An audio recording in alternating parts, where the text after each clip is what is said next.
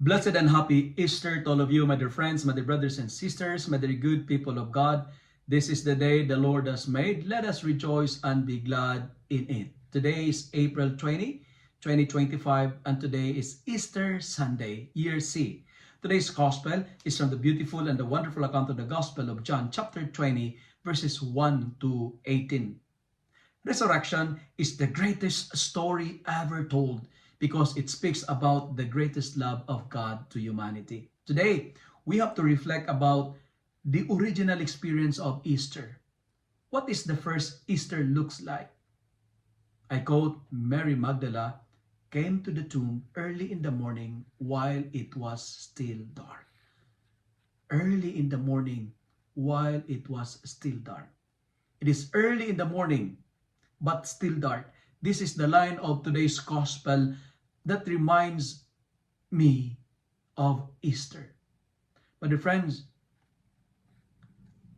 don't expect everything fully light. Easter navigate us to darkness. It is still dark, but we know it's morning.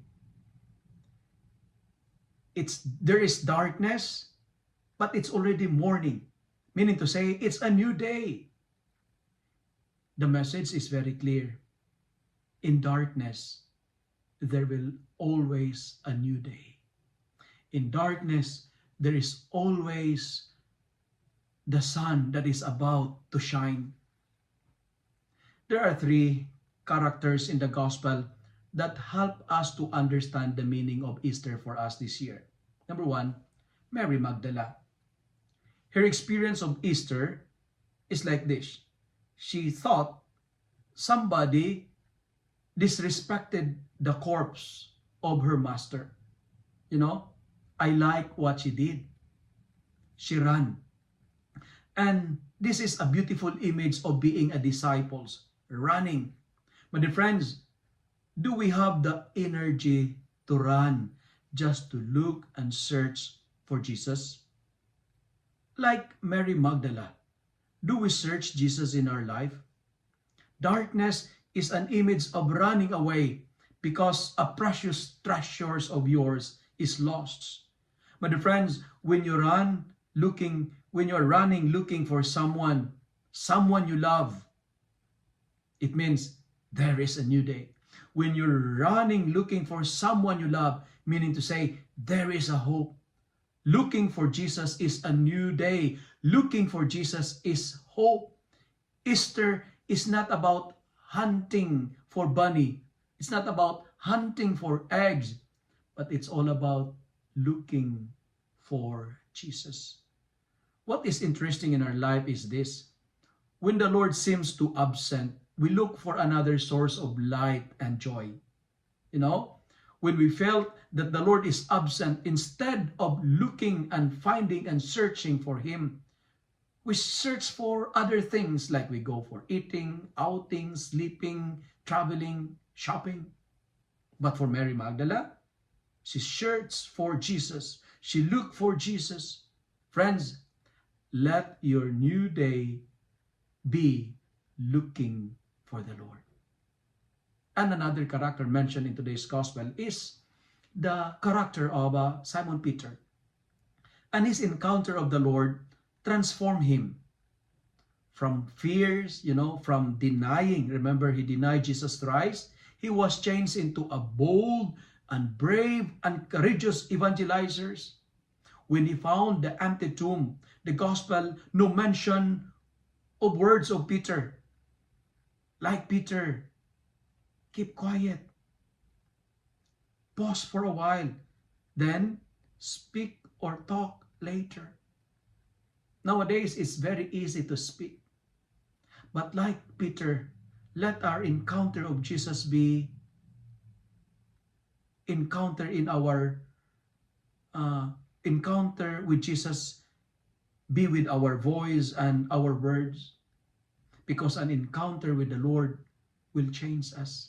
Encounter with the Lord will transform us. It will renew us. And for Peter, his encounter changes him from being fearful, from being timid, to a courageous proclaimers.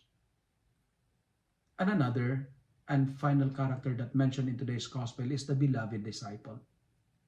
He reached the tomb first, but he waited for Peter before he enters the tomb. John did not enter because of the respect of the elders. My dear friends, dear followers, do we still have the practice of respecting our elders?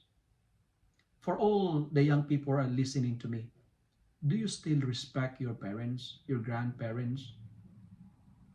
Do we give priority to our elders in our community? The beloved disciple saw the cloth, the empty tomb, but unlike Peter and Mary Magdalene, he believed. For him, the empty tomb is not an evil act of robbery. It's something mysterious and truth. That's why he believed. What makes him believe? Remember, he's the beloved. Love makes him see. It is the love that opened his eyes. It is the love, because he is the beloved, that energized his faith. It is the love that fueled his faith to believe. When you are most loved, your eyes can see what unloved people don't see. When you are loved, you will see the power of faith. Take note, it's only mentioned beloved disciple, no mention of a name. He has no name, because we can be this beloved disciple and be part of the gospel. But dear friends, try to replace the beloved disciple with your name. And finally, the two men left, Peter and the beloved disciple, but Mary Magdalene stayed in the empty tomb. She patiently waiting and never give up. Yes, it's dark, but she waits. But dear friends, in our life, when we experience darkness, it means Easter is near.